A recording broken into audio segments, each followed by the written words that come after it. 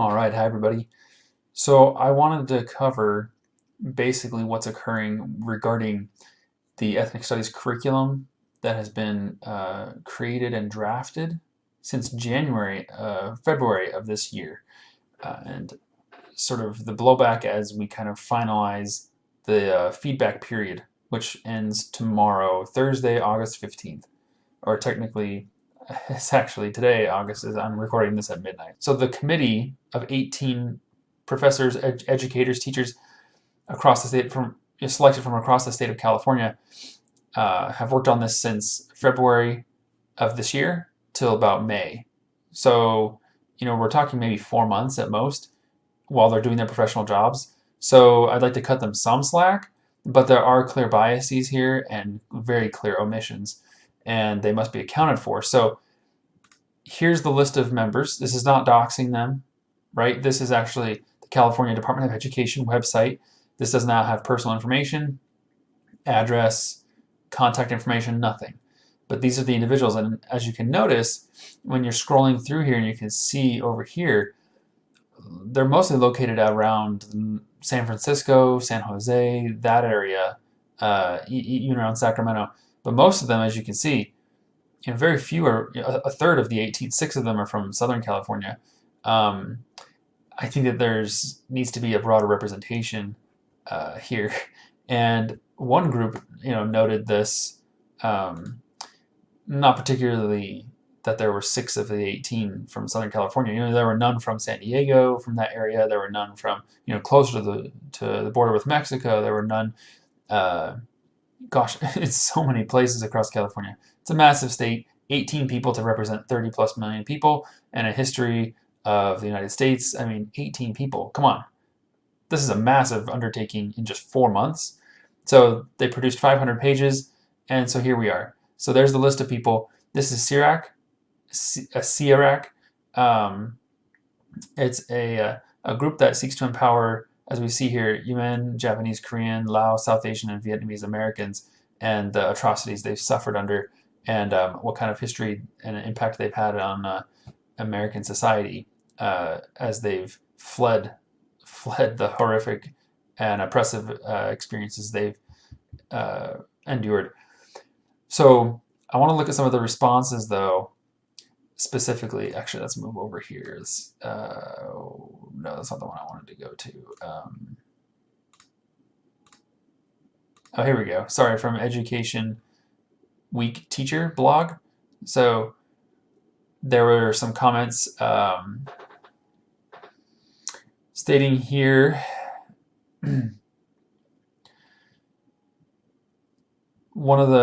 so there were more than 13,000 people who signed a petition alleging the curriculum was anti-Semitic, and as we will see, it clearly was.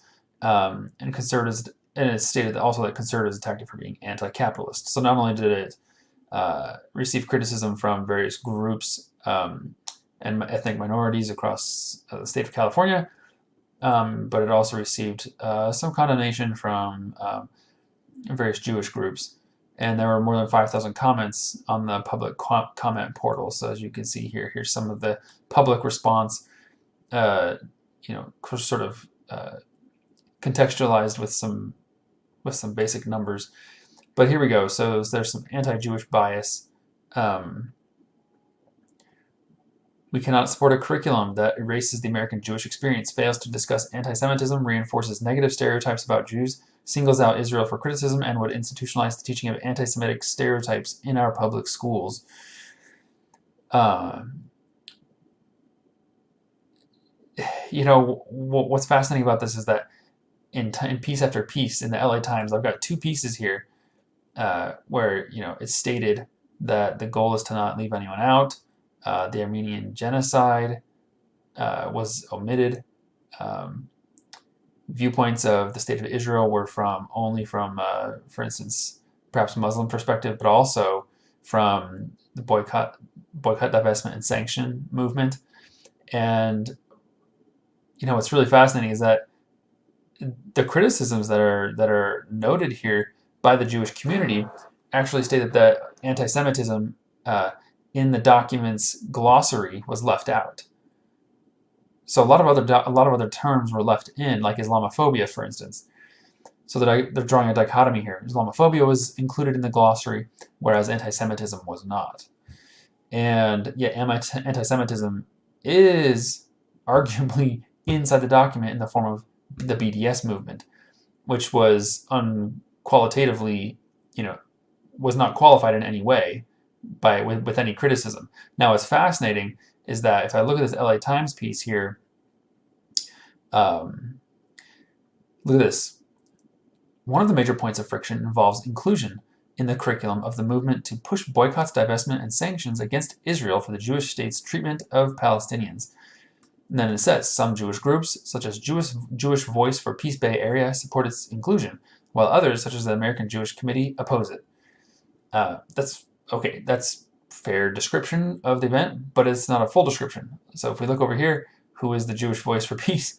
It's a United States left-wing activist organization focused on the Israeli-Palestinian conflict. So it's not just a Jewish voice, and this does not represent the Jewish voice as a whole either. And now it's presented as in opposition to another voice. That's fine, but really they just simply state some Jewish groups, such as this one, and notice it's coming from the north again, similar to how we have most of the faculty and staff who have been selected to draft this. They're also from around in that area. Mostly a coincidence in my mind. I really don't think anything of it, but it's just look at where most of the ideas are coming from.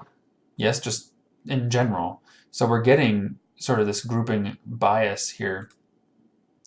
And so what's fascinating is that what's stated here is that if committees are unhappy with this model curriculum, he said they should speak up, and speak up they did, as I noted earlier, with CIRAC, right? And then we also have various Jewish groups actually widely condemning this. And so what's fascinating is that yes, they definitely did speak up. And this LA Times piece was actually written. I don't know when was this written. Let's see. Right. Right here, August 13th, 2019, and this is this comment below, right here, is from one of the members on the drafting committee, Kuatin. I believe he's from around LA, if I recall on this list. Where was our Tolteca Kuatin? Yeah, LA Unified School District. That's right. So, in any event, so we have various individuals leveling charges against it. One of the charges against it was that the capitalism was seen as oppressive. And so let me just take a look at this here really quickly. I want to take a look at just one of the documents here, and under capitalism we see that it says it's an economic and political system in which industry and trade are based on a free market. I don't know why the scare quotes. I understand you can criticize free market and say that doesn't really exist, but really? So within ethnic studies, scholars are often very critical of the system of capitalism, as research has shown that Native people and people of color are disproportionately exploited within the system. I mean, that's quite a small segment of society to level the charge at capitalism for. Okay, I understand this is an ethnic studies curriculum. However, there are so many points of data indicating that minorities and ethnicities have actually been able to take advantage of capitalism here. So this is just, it's of course, I believe this is hastily written within 4 months by people who have their degree, their jobs, right? I'm sure that maybe some of them, due to their contracts, might not have gotten all of the release time that they needed for this. Maybe they did. I'm not sure. I don't know how long this took. I haven't interviewed any of them or talked with any of them. But so really quickly, what I wanted to then just focus on is so that's what I could find on capitalism. I know that there was a lot of referencing to Howard Zinn. There are a lot of references to a lot of different pieces of writing, scholarship.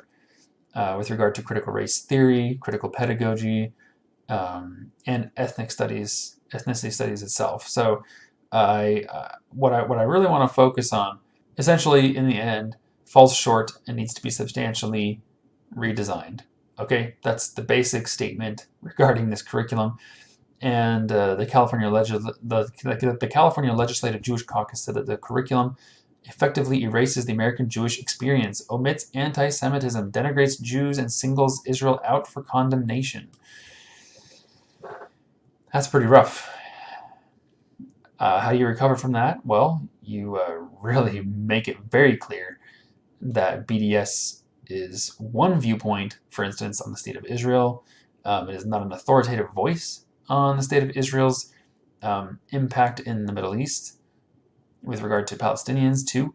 There needs to be some, especially if this curriculum through critical pedagogy ceases to raise awareness or conscientization, which is a term taken from Portuguese through Paulo Freire's efforts to raise that the consciousness of the cultural resources that individuals have within their own community to fight back against any form of oppression.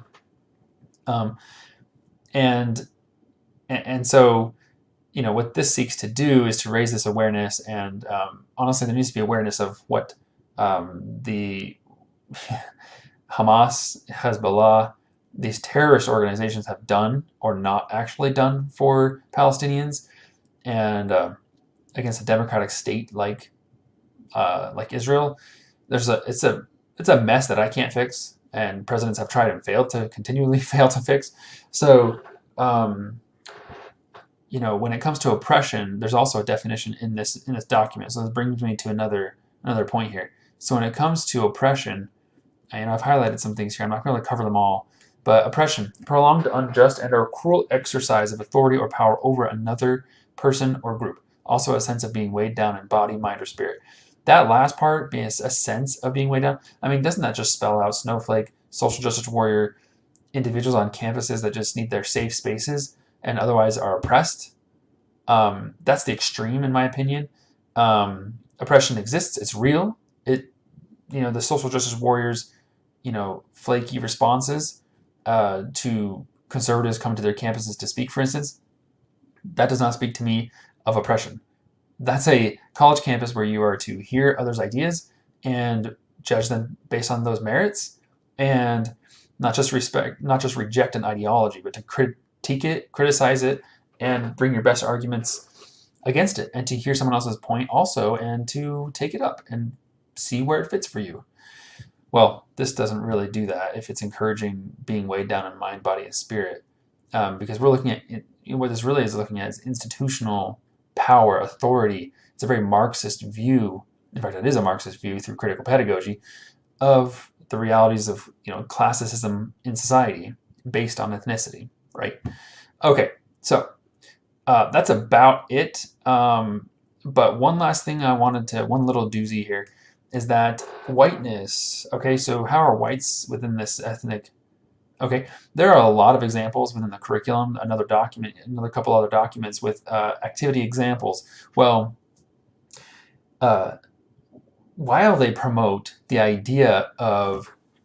curriculum promotes in all students the idea of looking at family history. I saw family history probably searching these documents 60, 70 times. And I was very encouraged by that because I, as a Latter-day Saint, I look at my family history and see it very, very powerfully, and not only in theology, but also as a way of identifying who I am, maybe what strengths I have, what weaknesses I have too. And so it's very encouraging to see that it promotes that in all students, whether they're people of color or white or whatever. But what happens is that this definition of whiteness is as the antithesis of blackness and is commonly associated with those that identify as white. Who commonly associates that? Is it the aware whites, or in our terms, woke whites these days? Is it the ignorant whites who don't realize that they have so-called privilege? this is very problematic for me, that whiteness is the antithesis of blackness. It doesn't, it has been, but should it continue to be? Should we continue to forward this idea? What is that merits? Maybe you can leave comments below the video. I'd love for you to subscribe and leave your comments. If you subscribe, you help this. It's not going to probably not going to get promoted um, because of various critical views that I will have, which is unfortunate. But that's how YouTube's algorithms work. So share this. This is how it will get spread. Share it. I'm running up on 20 minutes here. So please email this, share it in social media, whatever way works best for you. And if you're going to university, especially this fall, please leave comments. Please talk about what impact maybe views like this have had in classrooms that you've attended and that you are going to attend or are currently attending this fall, 2019. So these are some of the issues that various critics of this curriculum have leveled at it, have discussed, have brought to the fore. And I'm glad you've spent some time watching this video. I'd love to hear your comments because I'm only one person in a big state of California and across the country. All right, take care, everyone. Bye.